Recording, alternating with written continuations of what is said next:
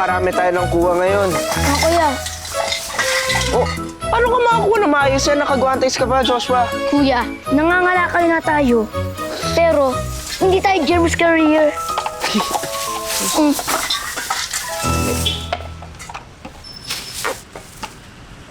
Kuya, look! May pantalon, no? And look, ang brand new! Oh, ano? Tingin. Oh, mukhang imported pa. Kuya, parang kasya yan sa'yo. Sukatin mo nga. Oo, ano? Sige nga. Suotin mo. Ah. Uy! Sakto! Saktong-sakto. Oh, mukhang maganda pa sa'yo. Bagay pa, oh. Parang ginawa siya para sa'yo. Mm. Oh, Oh, mukhang naiwan ng dating may-ari. o baka Christmas gift yan sa'yo ni Santa Claus. Ang hilig mo talaga maniwala doon. O diba gusto mo ng fried chicken? Oh, finally! Magbabago na ang ulam natin. See. Oh. Oh! Yan. Oh! Oh! May pang-dalawang fried chicken na tayo! Yay! May kasama pang soft drinks. Hashtag blessed. Hashtag blessed! Woo! Teka. Oh, bakit? Oh! May pagkain na rin tayo pag kinabukasan. Woo! Pwede na tayo mag-chicken araw-araw. Wait, kuya, baka magical yan pants na yan.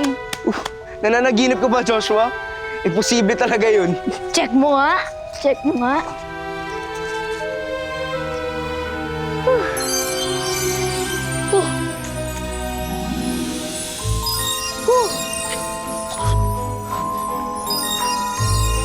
Joshua! Sabi ko na nga, be. Oh, ang dami. Ang dami. Teka, kuya. Baka may curse yan. Joshua, huwag kang maniwala sa mga ganun. Ikaw na nagsabi. Hashtag blessed. Naku. Joshua, tayong dalawa lang dapat makaalam nito, ah. Walang dapat makaalam. Yes, sir.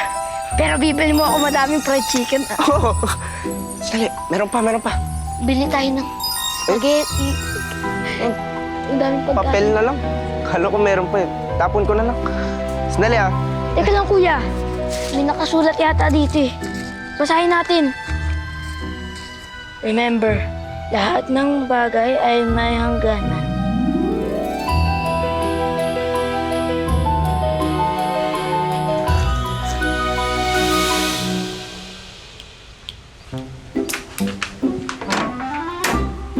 Kayo na naman? Wala na! Natutapon na yung mga basura namin. Doon kayo sa iba, mga lakal! We're not here for some trash. Nandito kami para itanong kung magkano tong bahay na to. Sigurado ba kayo? Alam mo, kahit naman sabihin ko, hindi nyo maaarok dahil hindi nyo pa...